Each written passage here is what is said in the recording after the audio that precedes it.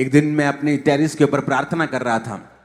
मुझे अफ्रीका से एक फ़ोन आया और मैंने फ़ोन उठाया तो वो मेरे एक स्पिरिचुअल ब्रदर का था, जो खुद भी एक बड़ी अच्छी मिनिस्ट्री, बहुत बड़ी चर्च को चलाता था। उसने कहा, मैं बड़ा दुखी हूँ, मैं बड़ी असमंजस में हूँ, मैं कंफ्यूज हूँ, क्योंकि जिस व्यक्ति को मैं फॉलो करता हूँ मुझे उसके बारे में बड़ी न्यूज़ मिलती हैं। कहता मैं एक जगह जा रहा था अपने उसके एक और स्पिरिचुअल ब्रदर के साथ, तो कहता जब वो गाड़ी में जा रहा था तो उसे एक लड़की मिली और उसने उसको 15-20 हजार US डॉलर दिए। तो उसने कहा, इसे इतना पैसा क्यों दिया तुम लोगों ने? उसने कहा कि ये जो प्रॉफिट है इसके गलत संबंध हैं इस लड़की के साथ और अब वो उसका मुंह बंद करना चाहता है, इसलिए उसने 15-20 हजार डॉलर उसे दिए। कहता मैं बड़ी असमंजस में हूं, क्या अब भी मैं इस मंडली को फॉलो करूं? मैंने उसको समझाया, मैंने कहा ब्रदर मैं कब से फॉलो करना छोड़ चुका हूं, जब से मुझे मालूम हुआ कि ये व्यक्ति व्यभिचारी है। उसने कहा अच्छा तुझे भी मालूम हो गया? मैंने कहा हाँ मुझे भी मालूम हो चुका है, इसलिए मैं उसको फॉलो नहीं करता। बाइबल कहती है आप दो तरह से सेवकाई कर सकते हैं। अगर मुझे आज आपको वचन देना है, मुझे मालूम था आज पूरे लोग चर्च में नहीं होंगे, लेकिन तब भी मैं तैयार था और पिछली सारी रात मैं अपने प्रार्थना के कमरे में था, अपने परिवार से दूर, और ये मेरी लाइफ स्टाइल है। लेकिन अगर आपको ऐसी बड़ी चर्च बिना प्रार्थना के चाहिए, फिर आप गेम्स खेलेंगे, आप फेक मिरेकल्स करेंगे, आप फेक भविष्यवाणियां करेंगे ताकि ये पब्लिक मेरे पास भी आ सके और मैं पैसा ले सकूं। मैं बड़ा दुखी हुआ एक दिन जब उस व्यक्ति ने मुझे एक बात बताई, क्योंकि वो उसके बड़ा अंदर का व्यक्ति था। उसने कहा एक दिन एक लड़की के लिए प्रोफेसी हो रही थी, तेरा नाम ये है, तेरे हस्बैंड का नाम ये है।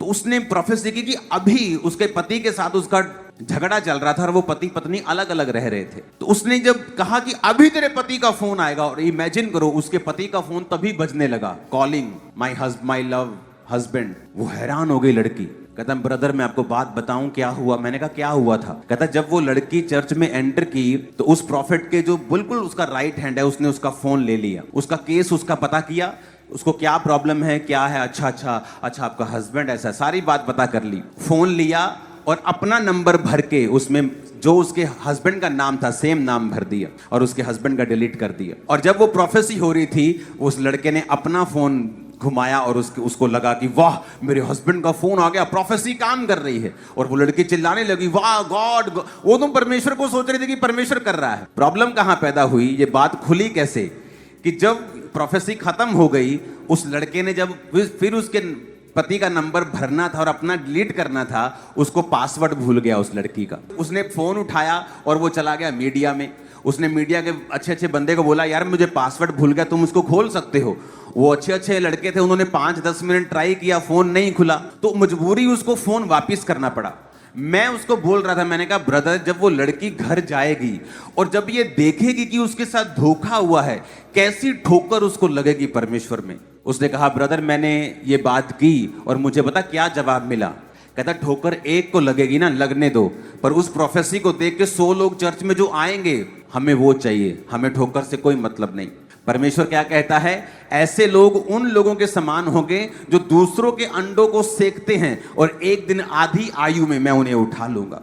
और क्या हुआ, एक समय आया, एक दुर्घटना हुई उस फेक प्रॉफिट के लाइफ में और सारी मिनिस्ट्री तबाह हो गई और किसी और ने वो मिनिस्ट्री ओवरटेक कर, और अभी भी वो जिंदा है, वो अभी भी जिंदा है और उसके परिवार में मुसीबतें आई, उसके बच्चे मर गए और बहुत से दुख उसकी लाइफ में आए।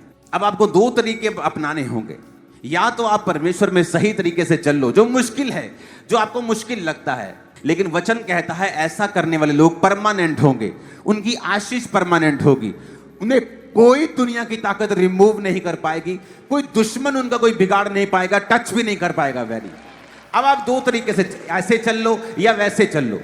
मैं हैरान था कि उनको कोई मतलब नहीं, लोगों को ठोकर लगती है, फेक मिरेकल्स, लोगों को वैसे व्हील चेयर में बिठा देना, हर गलत काम करना, लेकिन उनको ठोकर लगती कोई बात नहीं, पर उसको देखकर जो 100 लोग एंटर कर रहे हैं वो उन लोगों की ओर देख रहे हैं। और हम वो लोग हैं जो अपनी वाइफ के सामने भी गलत नहीं होना चाहते, झूठ बोलकर या छोटा सा गुनाह करके भी, कि एक भी जन ऐसा ना हो इस दुनिया में जो हमें गलत समझे। इस तरह का चैलेंजिंग लाइफ आपको बितानी होती है परमेश्वर में। और इसीलिए आप देखते हैं अफ्रीका में बहुत सारी मिनिस्ट्रीज हैं जो पवित्रताई में जीती हैं, जिन्होंने वायदा किया प्रभु के साथ, प्रभु हम ये गलत काम, ये फेक मिरेकल्स, ये फेक प्रोफेसी, ये गंदमंद हम अपनी चर्च में घुसने नहीं देंगे।